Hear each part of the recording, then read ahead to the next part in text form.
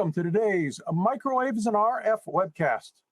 Our topic today, understanding intermodulation performance of wide bandwidth RF amplifiers, sponsored by Tabor Electronics and Astronix.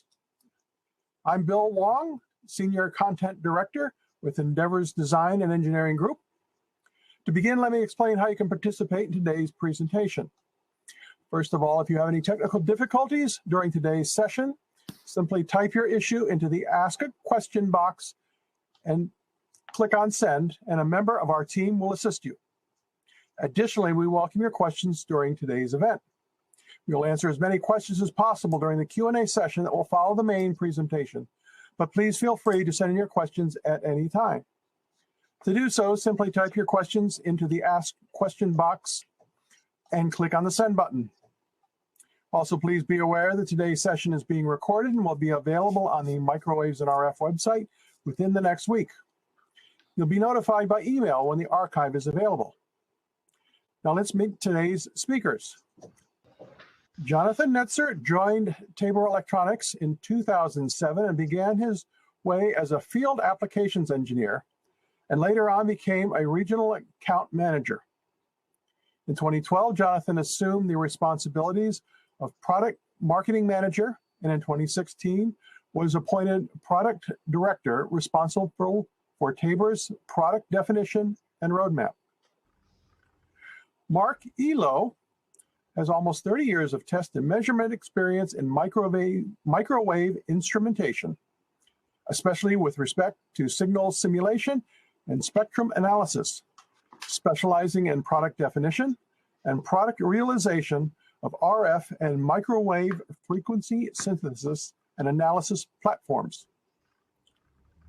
Juan Marcade is a telecommunications engineer by the UPC Polytechnic University of Catalonia in Barcelona, Spain. He has been involved in the support, definition, and development of high-performance test and measurement products and systems, including AWGs for companies such as Philips, Tektronix, Agilent, Keysight, Rohde & Schwartz, and Tabor for over 35 years. Now let me turn things over to our presenters. Gentlemen, the floor is yours. Thanks, Bill. So welcome to our web chat. We've had a good introduction to the team, so we're all globally based. I'm here in Silicon Valley, John's over in Israel, and Joanne is in Barcelona, Spain.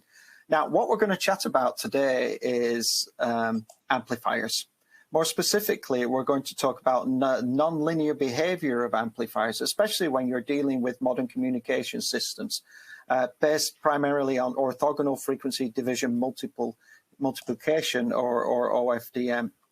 John, so what's the deal? I remember back in the day when we had GSM amplifiers, design was straightforward. Nobody talked about things like peak to average ratio or adjacent channel power. Yet every time a new iteration of 802.11 comes out, or there's a new 5G release, or people start talking about 6G schemes, these become hot topics again.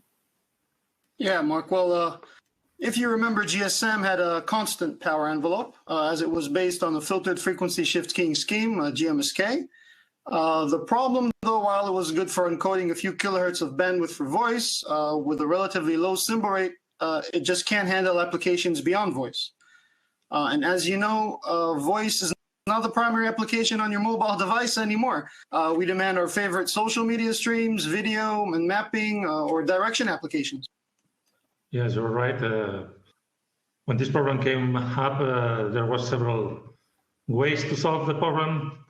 One obvious way to do it was by using more complex modulation schemes.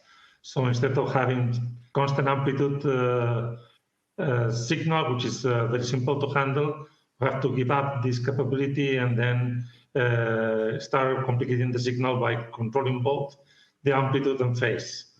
Just increasing the signaling rate was not feasible due to the scarcity of the spectrum, and also there is always growing required bit rates. Oh, I see. I think you're actually talking about QAM, or quadrature amplitude modulation, aren't you? Yeah, this is one example. In this kind of modulations, more complex modulations, you have you can pack more bits per symbol. So basically, while keeping the same bandwidth, you can improve the data rate at the same time that you can even improve that even more by increasing the symbol rate. But I mean, increasing the symbol rate too much is going to give you problems in a multipath environment. Last time I looked up my phone, I realized I was in a complex multipath environment. Yeah, in fact, we have to do better for the current services. We need to have a much smarter approach. The big problem with the multipath is that when the differential delay with the differential paths are larger than the symbol duration, you start to have symbols interfering or with other symbols, so you are adding to the noise, so you are losing capacity in the channel.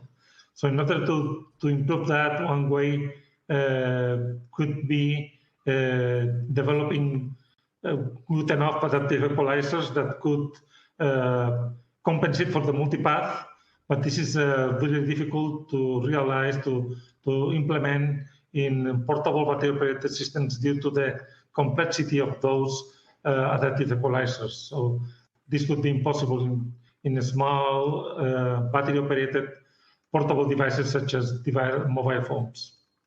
Okay, now I think we've gone full circle. I believe, Joanne, you're talking about OFDM, a system with many spectrally efficient carriers with a low symbol rate per carrier. Michelle, let's bring up a slide. Let's bring up the first slide to talk about that. So let's take a look at this slide. So as we discussed, OFDM is built on the principles of, instead of transmitting a large amount of information at high speed on a single carrier, let's transmit a small amount of information slowly but use multiple carriers. It's a frequency division multiplex system, but however, because the carriers are orthogonally spaced, the guard band between each carrier is not required. So the carriers are called, so we refer them to not as carriers, we refer to them as subcarriers, in fact, because they're so close together. And it works on the principle that in the frequency domain, if you look at the representation of a pulse of energy, which is in fact what one of our modulated carriers is, it's a sine x over x function or a sync function. The trick is to set the frequency of each carrier so the individual peaks of the subcarriers all line up with the nulls of the other subcarriers. Hence, the carriers are orthogonally spaced in the frequency domain, and that's how we get our spectral efficiency. Then what we do is convert this serial stream to a parallel stream by assigning tuples of bits to each carrier in the frequency domain, and the signal is converted to the time domain by utilizing what we call an inverse FFT. This is our main mechanism now for slowing down the symbol rate per carrier. But we have multiple simultaneous carriers, so this effect gives us our high symbol rate as we desire. The duration of the symbol and the addition of the guard interval make sure that all the multipath contributions arrive within the effective duration of the symbol period, so consecutive symbols do not interfere with them. And this effectively improves the signal-to-noise ratio of the receiver. In our example here on the slide, we can see that I've got a QPSK signal, or 4 QAM, but I have 8 of those signals modulated onto subcarriers, and they're all orthogonally spaced, and the spacing is 1 over the symbol rate. The bandwidth of our signal is simply the subcarrier frequency spacing multiplied by the number of subcarriers. If the signal to noise in our channel is poor, the link quality is poor, we can transmit using just a phase-only scheme, such as BPSK, or move to QPSK. If the signal to noise in the channel is excellent, then we can use multiple amplitude levels, such as a higher QAM modulation that we talked about earlier. Well, that's a pretty good technical sales pitch for OFDM, Mark. You're welcome. You're welcome. But all those carriers with varying phases and amplitudes within the channel are going to constructively interfere with each other at some instances of time, and destructively interfere with each other at other instances in time. The more carriers in place, the higher the maximum potential peak will be. True. But if you're an amplifier, if your amplifier is perfectly linear, over a wide amplitude range, then that shouldn't be a problem. However, we know that such an amplifier will cause your phone not to fit in your pocket and will significantly degrade your battery life. Okay, yeah, that's right. We can see slide number 2, where basically when you have a linear, the linear amplitude range of an RF amplifier is fairly small. So we're going to deal with the non-linear behavior of the device and also to characterize it properly. In a perfectly linear amplifier device, when we input a sine wave, what we have at the output is the same sine wave with a different amplitude or maybe a different phase, but this is the only frequency component that you can see. When you have non-linear systems, you enter a single carrier, a single unmodulated carrier, which you're going to see at the output is not only this carrier, but you also going to see harmonics at multiples of the frequency of this carrier, which is one of the most visible nonlinear behaviors. But the things get more complicated when you enter 2 tones or even more tones at the same time, because what you're going to see is a collection of new frequency components in the display of a spectrum analyzer, and those are not random. They are made by the mixing of the different components in the different ways. Depending on the way they are mixed, they can be second order, like harmonics, or third order, or fourth order, and so on, depending on the powers of the combination. But one of the most important combinations is the third modulation, the third order modulation components, because all those components are located or can be potentially located very close to the original tone. So they can interfere with the signal being transmitted, or they can interfere with the adjacent channels that most likely will carry different signals as well. So in this slide, you can see how the intermodulation products close to the tone 1 and tone 2 are the third intermodulation product are the combination of the 2 times F1 minus F2 and 2 times F2 minus F1. So that's a very important issue to keep under control and to characterize. Okay, that's we can go back to the live chat. So, if we have 2 tones, surely the phase relationship between those 2 carriers are either going to cancel out or constructively add to the overall power as well. Yeah, that's right, Mark. And if we look at slide 3, you can see an example where I used a 2-channel Proteus AWG to generate 2 tones at around 1 gigahertz, separated by 80 megahertz. You can see them both in the frequency domain on the left-hand plot and in the time domain in the right-hand plot. What the frequency domain plot does not show is how these 2 frequencies are vectors with both an amplitude and phase component constructively and destructively sum, producing a variation in the amplitude due to the superposition of the 2 signals. This can be easily visualized by adding 2 signals together using an oscilloscope math function. And that shows when the phase of the 2 tones is aligned, we get a peak voltage. And when the phase is not aligned up to 180 degrees, we see a minimal voltage. Okay, I think we can go back to live. So that's great. But listen, last time I checked, John, a 5G signal had more than a couple of tones. I think there's over 3,000 subcarriers. How does this 2-tone measurement help me understand the performance of my amplifier? Okay, that's important to understand that 2 tones are nice to show the effects and to make some basic testing.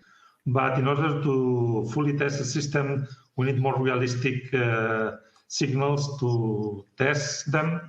And more realistic signal could be a collection, relatively large collection of tones, equally spaced. So they will cover the full channel with enough density to fully exercise the bandwidth of the components and the channel and the amplifiers. And this kind of signal is quite popular and is well known as a multitone signal. Okay, well, I mean, that feels like an approach that will get me closer to an OFDM signal, but each carrier is a vector with independent phases and amplitudes, constructively and destructively interfering with each other. If we look at slide 4, I just created some tones in MATLAB and play them out with my Proteus AWG. You can see from the slide I've generated 10 tones. In the upper plot, I have a constant phase distribution optimized for the worst case superposition of the waveforms. And on the lower plot, I have distributed the phase relationship of each carrier randomly. Then using the spectrum analyzer and the oscilloscope, I have measured each one in the frequency and time domain. The time domain plots correlates well, so we know that we are getting good representation of the simulated signal using my Proteus AWG. Note though, on the spectrum plots, the randomly distributed tones seem to have higher amplitudes.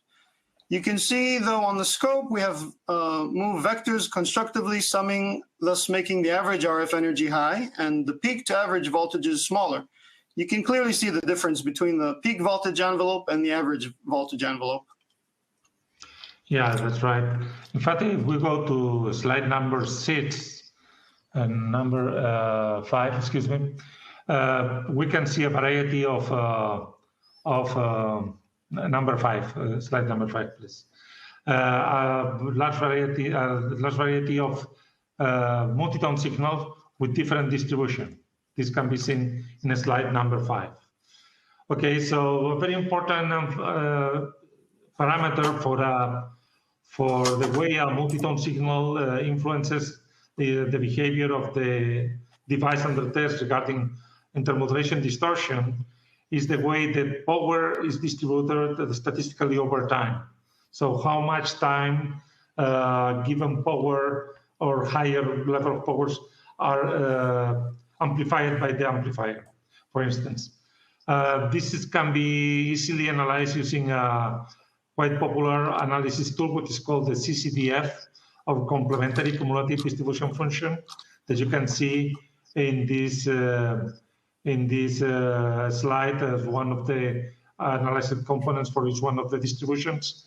And then what is important to understand is that for the same number of tones or for the same bandwidth, depending on the number of tones and the phase distributions and all the characteristics of the tones, you may have very different distributions of the CCDF function, and especially important, the maximum of this function, which is called the crest factor of peak to average power ratio, that basically measures the maximum peak power relative to the average power.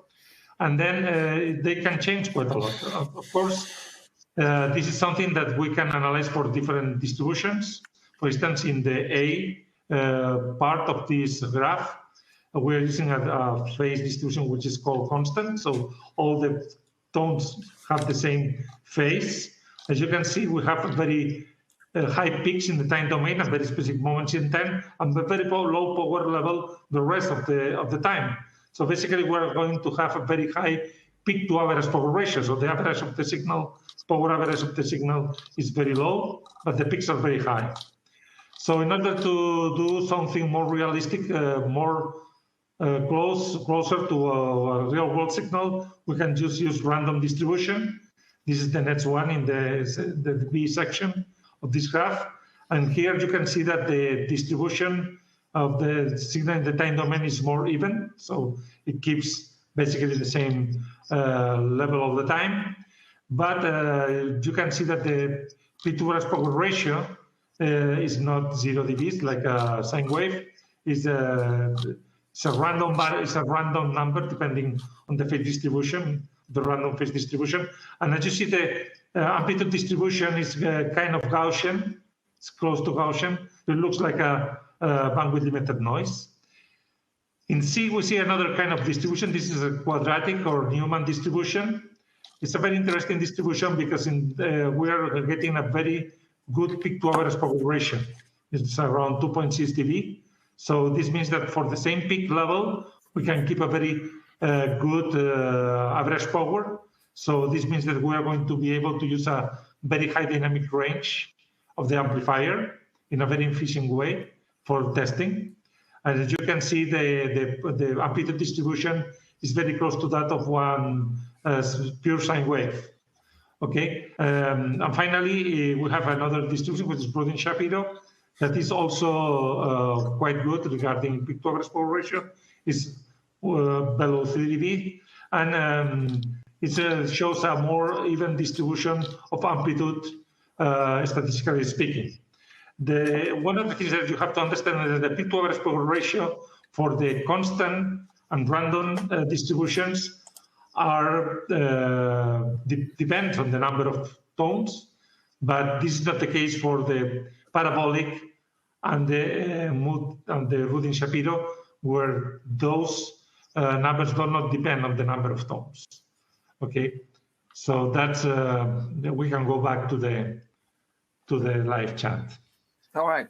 Thanks, Joanne. That was pretty informative with all those different phase distributions, giving us those different CCEF curves. Michelle, could you put up slide number 6?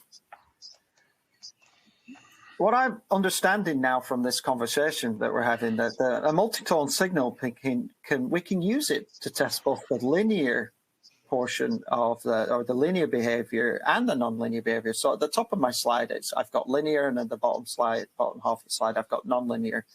And amplitude and phase linear frequency response can be obtained by comparing the tones at the input and the output, so that's fine. Non-linear behavior can be established by measuring the intermodulation products out of band or within in band. So if we have a look at something like our noise power ratio or NPR testing, this is a methodology that allows me to understand the overall non-linearity of the system beyond the amplifier, take into account things like analog to digital converters. So I think I'm ready to figure out how we're going to generate some of these signals. Well, the easiest way to generate a multi-tone signal is with a full rack of analog signal generators, one generator for each tone.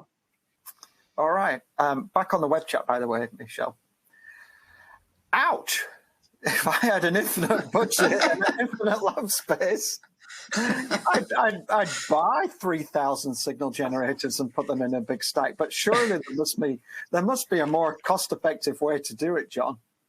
Yeah. Well, I just said the easiest, not the most cost-effective one. I mean, with modern multi-channel test equipment, like our Lucid analog signal generator, it would not take up as much space. We have multiple channels in a single unit, and you would be pleasantly surprised with respect to the price. And everybody can check out the Signal Path video blog on YouTube. He does an excellent teardown of Lucid. Oh, yeah, Lucid, our analog signal generator. Yeah, I checked it out. That's a good independent review. Just type into Google Tabor Signal Path, and up will pop that review from the Signal Path of the analyzer. Joanne? Yeah, in fact, Proteus is maybe a perfect tool. I think that might be a better. I think that an ARB might be a better tool, Joanne, than yes. Share. This is Proteus is an ARB, so that may be a perfect tool to generate those signals. For instance, you could use an IQ modulator to reach any frequency that you are interested in, and then using channel 1 for the I part and channel 2 for the Q part, you could generate a multi-tone signal at any frequency.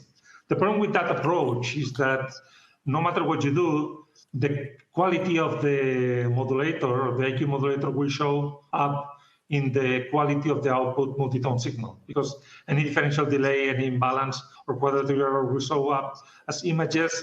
So this will destroy the integrity of the signal or the dynamic range of the signal, because you will see images, not intermodulation products, showing up in the notches that we can be using for noise power ratio. In WG, like Proteus, we have a much more intelligent way to create those signals, because we can implement the complete RF signal right at the final frequency by modulating IQ internally.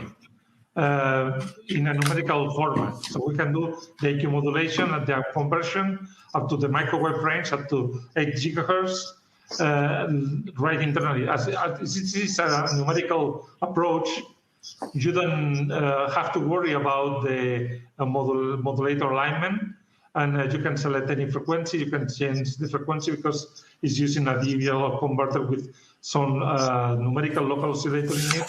So that's a very good approach as an alternative to using multiple continuum wave generators. All right, see, so that's pretty handy that we've got a built-in IQ modulator in our system. And I might be biased, but John, I think it's a pretty good digital up converter system. Yeah, really? Are you biased, Mark? Yeah. using the internal digital up converter it's equivalent to applying real-time dithering, and the discrete tones caused by quantization will disappear from the spectrum and be replaced by a dense continuous background noise. So you can get good improvements in SFDR. Oh, in fact, in terms of signal quality or intermodulation products and SFDR, I think we can optimize these in a number of ways by understanding how the instrument is and how we generate the signal and how I'm going to use the phrase pre-distort or digital pre-distort. So we can, look at these SFDR signals or look at the signal in between our carriers, or do a technique called carrier nulling, for example, and check out the tones down there and then invert them. Joanne, do we have an app note on that or a white paper? Yes, I wrote one, and you can find it in taborelect.com, which is our website. You can find this Multitone paper and many others, like a paper on how to use high-speed AWGs for RF generation, especially when they incorporate digital up converters like Proteus.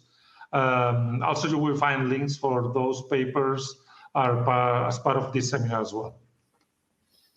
Yeah, but the problem is knowing the nonlinear distortion mechanism, as different sources can show up as similar effects in the output signal. A good example is a static nonlinearity and dynamic nonlinearity. While static nonlinearity is relatively simple to determine, dynamic nonlinearity may be extremely difficult to characterize and describe mathematically, and it's not possible to predistort a given waveform without this detailed mathematical description. Yeah.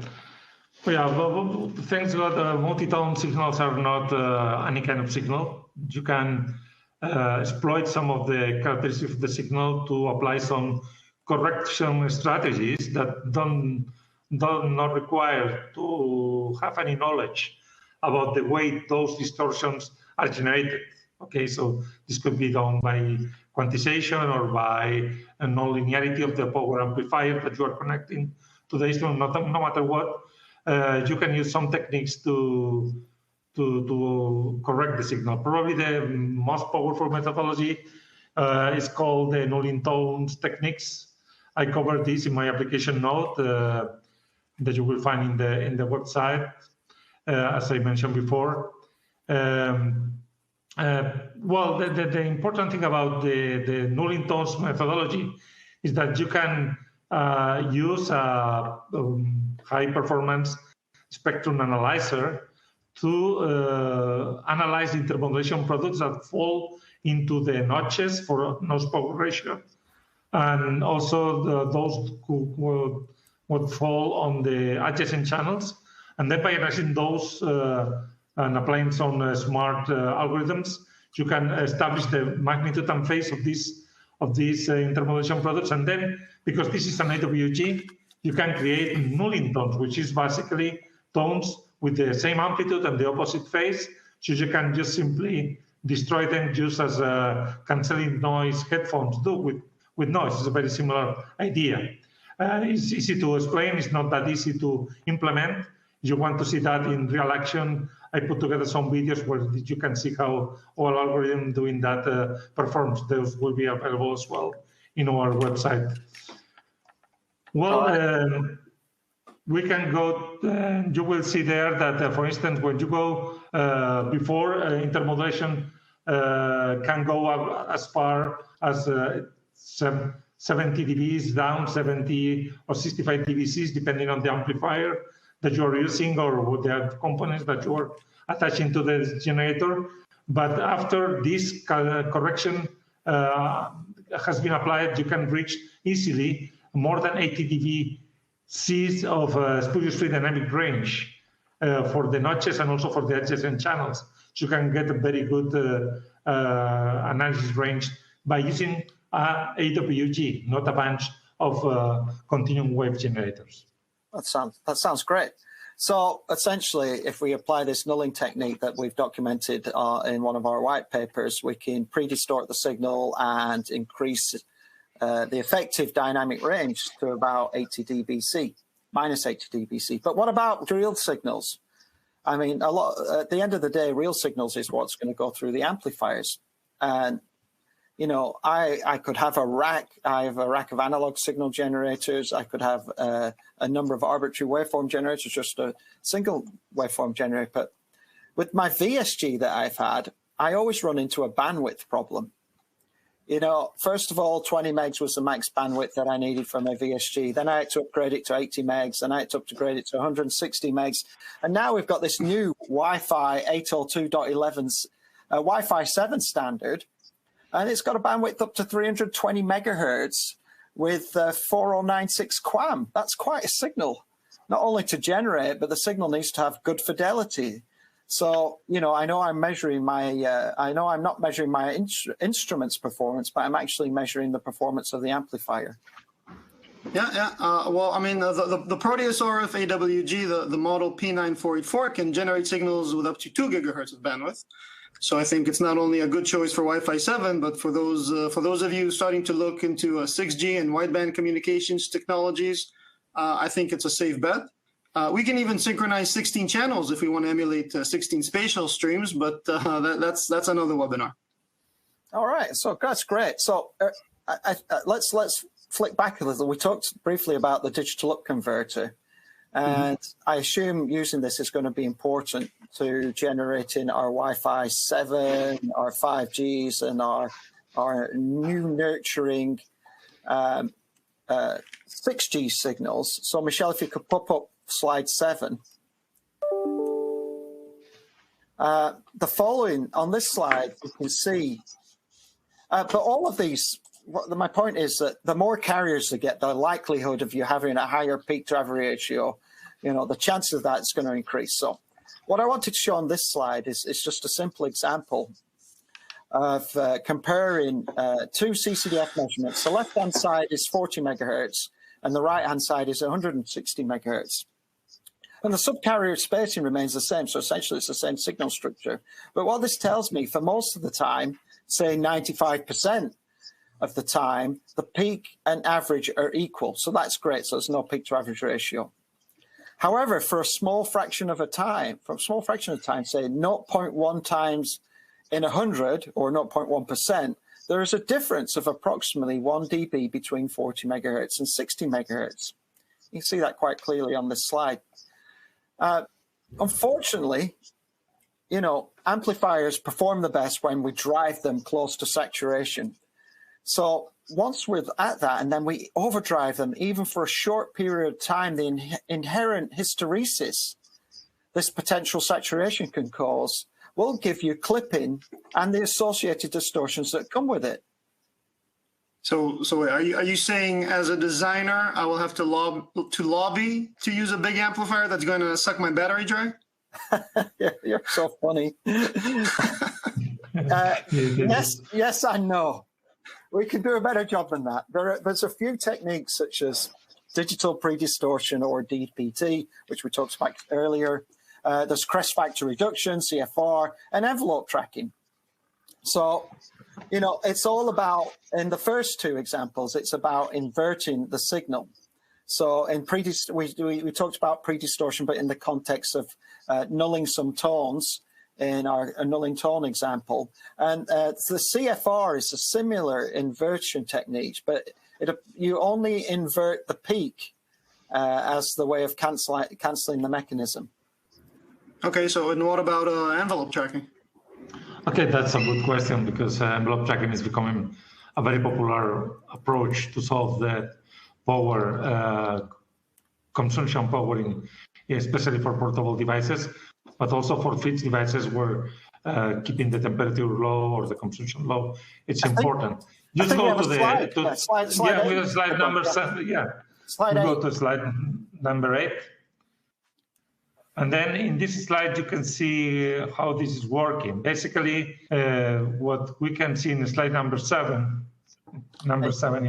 8, excuse me, is there are two signals. One is the RF signal, which is being amplified, and in addition to that, we have a relatively low frequency signal, which is driving the power supply to the amplifier. And this driving signal, which is the envelope tracking signal, has to track the shape of the envelope of the signal. So the power supply is always giving enough voltage to the amplifier to faithfully amplify the signal, but it is not just generating heat for the instance where the signal is low amplitude. So this means that you are going to have a much more efficient power consumption in your device. Okay. So the interesting thing about this is that you need to be able to generate those signals in real time. So you have the RF signal, and at the same time, in real time, you need this envelope tracking signal that must be produced as the signal is being generated. I see we use the envelope of the signal to drive a power supply modulator.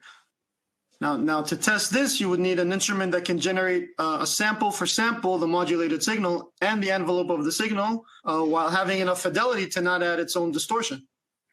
Yeah, that's right. Here, what you can see is basically the 160 megahertz 802.11ax Wi-Fi 6 signal. That is an OFDM signal, so it has peak variations that are very important from time to time. And then the associated envelope signal that is being transmitted. What is important is that if you go to the test side of this requirement, you need to be able to generate at the same time the RF signal and the envelope tracking signal. This can be done traditionally using two different instruments. One of them is the RF signal generator, a vector signal generator, and the other one would be a traditional AWG for the baseband envelope tracking signal.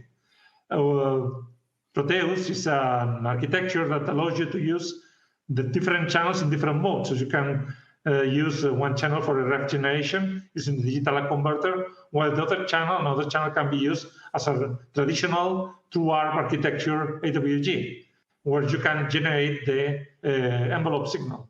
There is even in the implemented in the platform and FPGA, so potentially this envelope tracking signal could be generated in real time by analyzing the signal that is incoming to the instrument, even through streaming, real-time streaming. So that's a very powerful solution because you can add as many RF channels and envelope tracking channels as you need in your system, especially for MIMO or beamforming techniques. I think we're seeing, on slide 9, you generated an OFDM signal, right? What was the ACPR in that signal? Yeah, the ACPR in that signal, for that signal is a 2.4 gigahertz signal. It's 160 megahertz, and I am getting around minus 48 dBCs ACPR, which is really a very good RF performance. Just as I told before, we can get more than 80 dBCs exposure-free dynamic range for multitone signals by using the Nulling tone techniques. So we are talking a platform that is generating high-quality signals. For instance, for this signal, the EVM is better than 45 dBs. So that's a very good number for this. So you can implement very complex modulation schemes like a QAM 1024 or QAM 4096 without any problem with that platform. That sounds good. So we've got some audience questions here. I'm going to have to put my glasses on to read them.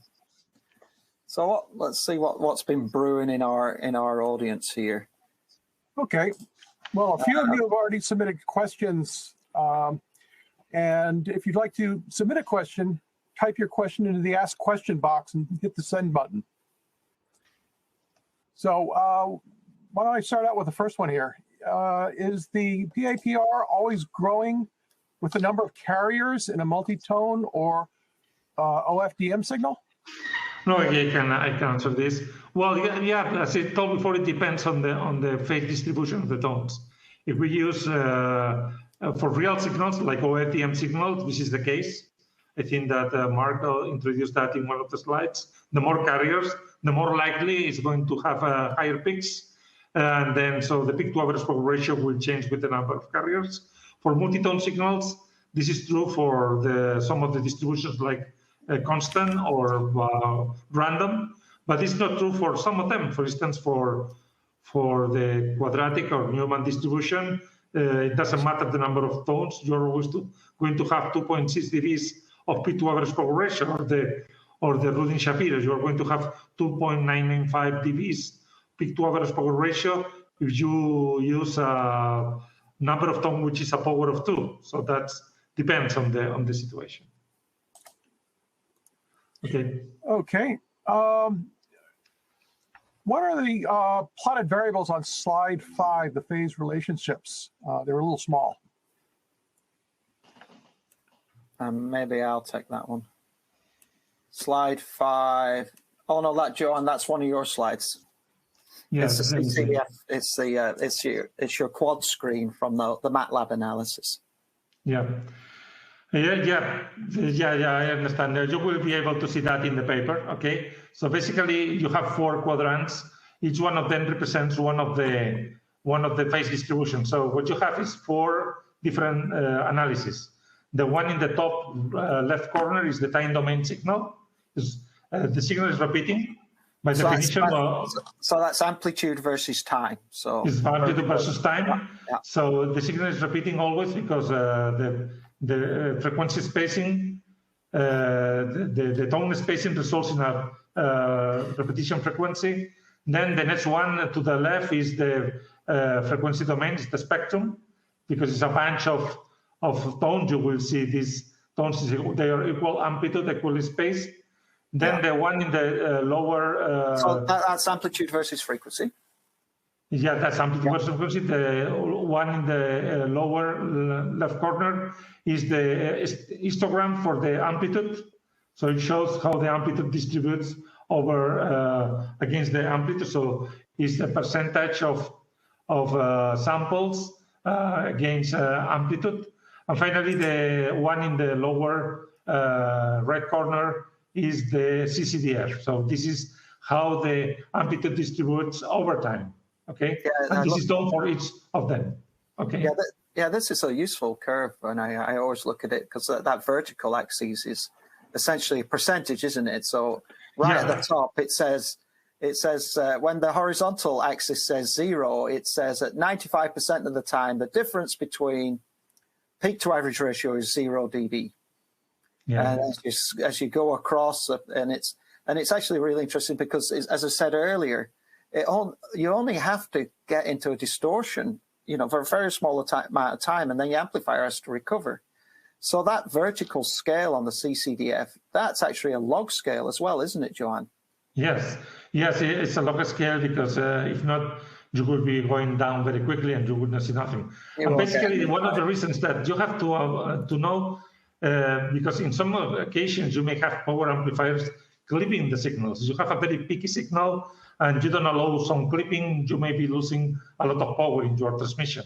So sometimes it's acceptable to have some clipping, so you destroy the integrity a little bit of the signal and you get some errors, more like the errors, but those may be acceptable. You have good correction, good error correction mechanism in place.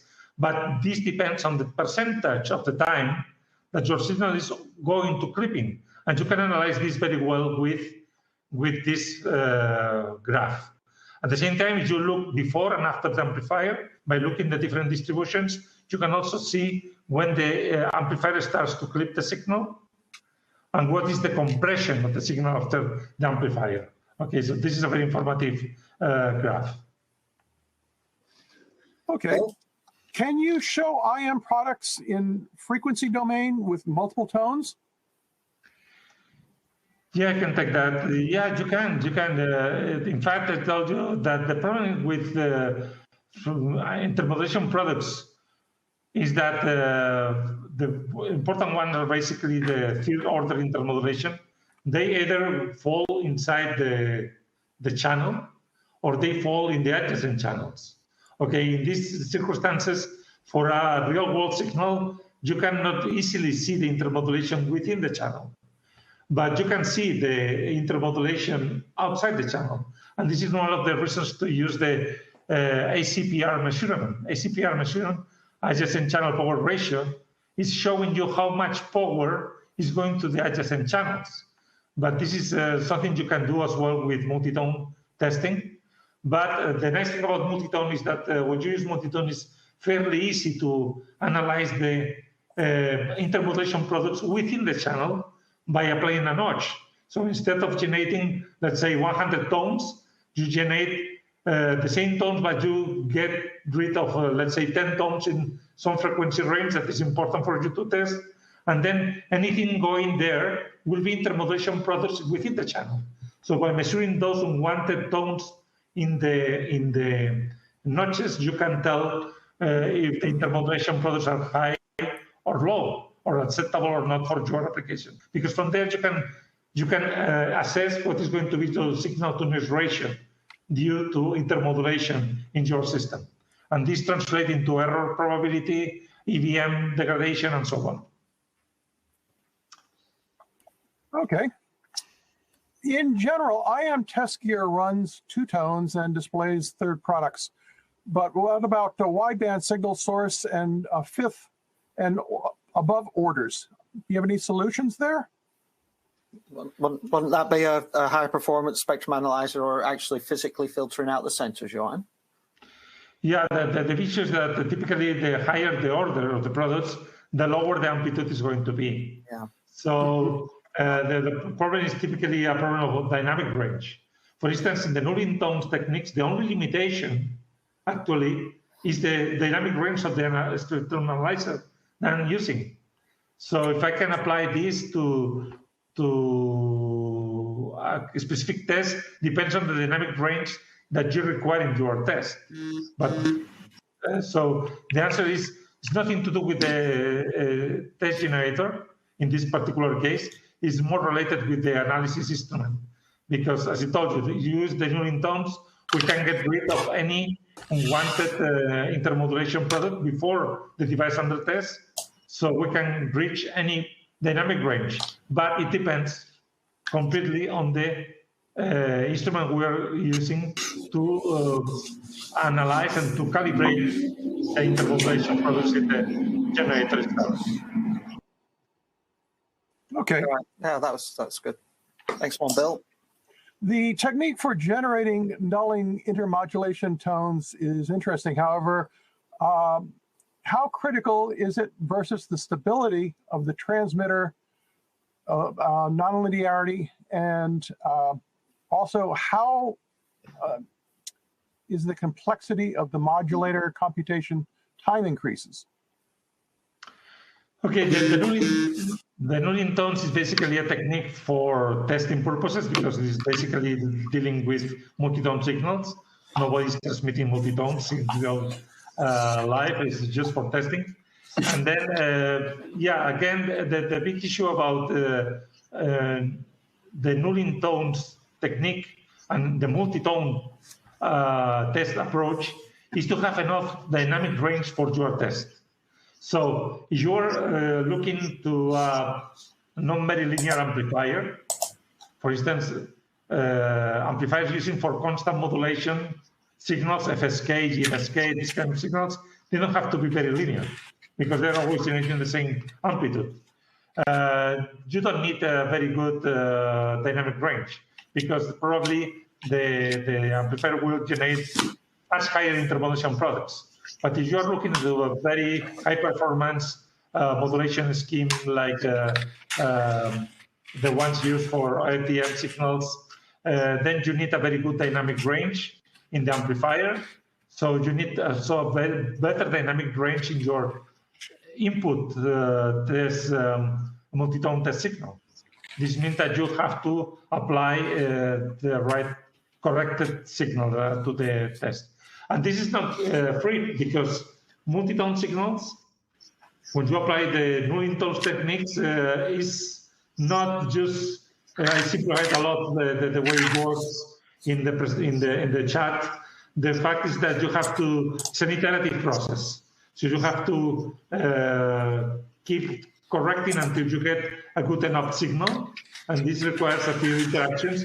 But because today the AWGs and spectral analyzers are so fast, you can do a complete calibration in a matter of seconds. As I said before, we have a series of videos. And in one of the videos, I show how I do this calibration, and you will see that it takes something like 20 seconds to perform. And then you go from 70 DVCs for speed dynamic range, to better than 80 in just a blink of an eye. So it's not difficult to do. You have the right algorithm and the right equipment, of course. Okay, well, I'm afraid we've run out of time. We still have a number of questions, but we'll be getting back to you via email for those. Okay, thank you. Yeah, thank you, everybody. Yeah, thanks a lot. Thanks a lot. This concludes today's presentation. On behalf of Microwaves and RF, I'd like to thank Tabor Electronics and Astronix for sponsoring today's event, and of course to all of you for joining us. Have a great rest of the day. Thank you. Thank you. Thanks.